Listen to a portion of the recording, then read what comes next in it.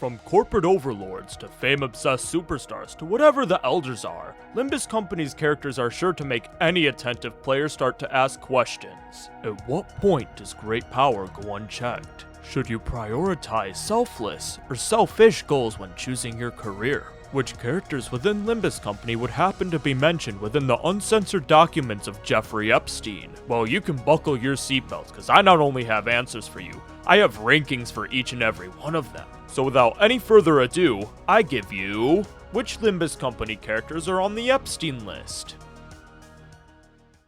Now to start us off clean, we have Yi-Song, sinner number 1. Now Yi-Song's the type of dude to call cereal a soup, and then eat it with water. Needless to say, the only way he'd be a threat to children is if they asked him to cook for them. Unable to get into any parties except maybe the science fair, our wistful young man goes straight into that safe tier. Moving on from Yi-Song to Faust here feels absolutely crazy, but I'm gonna do it anyway. You see, Faust here is a special case. She has to deal with being connected to every version of herself, and like any union of common belief, there's a bad actor within that group ruining it for everyone. In fact, just saying she ruined it is an understatement, as the one who grooms completely obliterates any chances of Faust going any lower than Epstein tier. Hopefully getting us back on track as our favorite fixer-obsessed hero of justice, Don Quixote, or some may call her Sancho. Do you all remember back in Canto V when she wanted to play volleyball on the beach?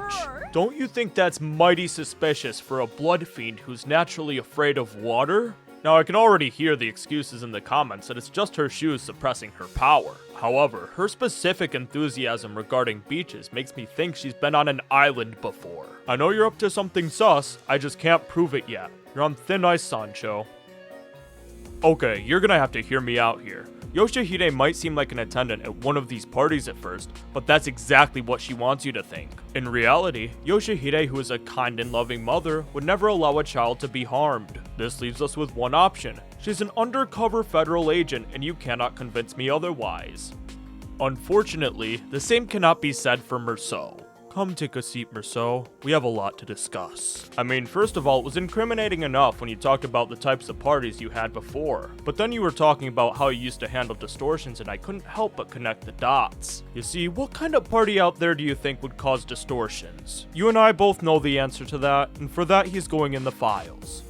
Now, this one's gonna cause a little bit of contention here, because unlike Meursault, Honglu doesn't really want to go to these parties. However, you cannot convince me the elders didn't ask John Diddycam over here to participate with his right eye of the grooming one. And for that alone, he's on thin ice, while the elders are in Epstein tier for trying to summon Epzodia the grooming one. Hold up. Hold up. Now for someone normal for once, Heathcliff not only has eyes for just Catherine, but he's also broke as fuck after leaving Wuthering Heights, so he's automatically excluded, safe tier. And now for a quick rapid fire round. Ishmael is the closest thing to a voice of reason the sinners have.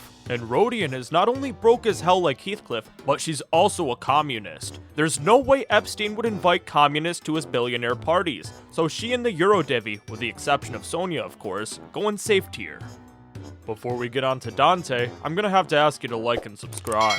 If this video hits 1,000 likes and I have over 8,000 subscribers before the end of February, I will release a part 2 of this video. Shameless self-plug aside, let's get back on to Dante.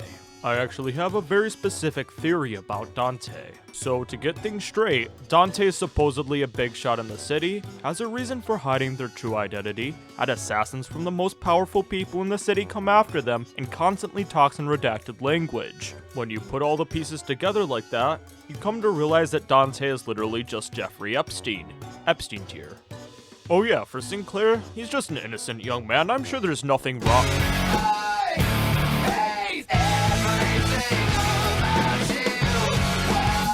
Oh dear heavens, why is your older self inside of your younger self? You're on the list, just stay away from me. Now we're on to Otis, and this one's surprisingly easy. You see, if Otis just randomly said something like, Executive Manager, would you still support me on my path if I was on Epstein's island? I feel like none of us would bat an eye. We all know she's on the Epstein list.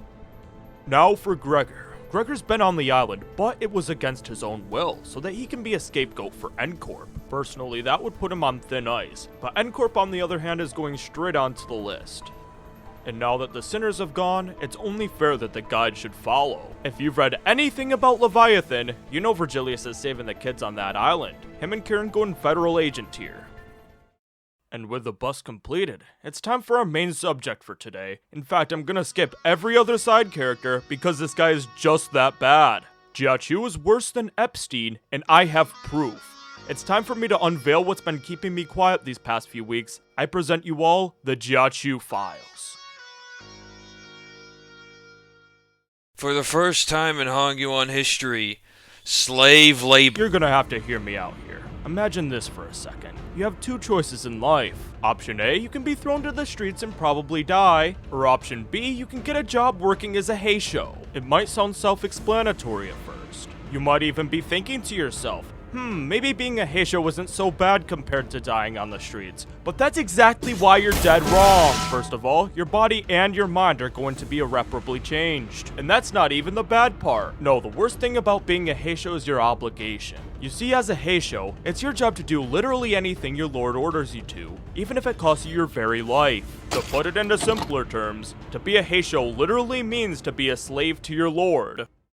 Jachu was born into the Kong lineage of Heisho oppressors, where slavery is considered the main power system, and spoiler alert, he's the undisputed GOAT of subjugation. First of all, he survived the Kong family massacre, which immediately scales him above the rest of his family.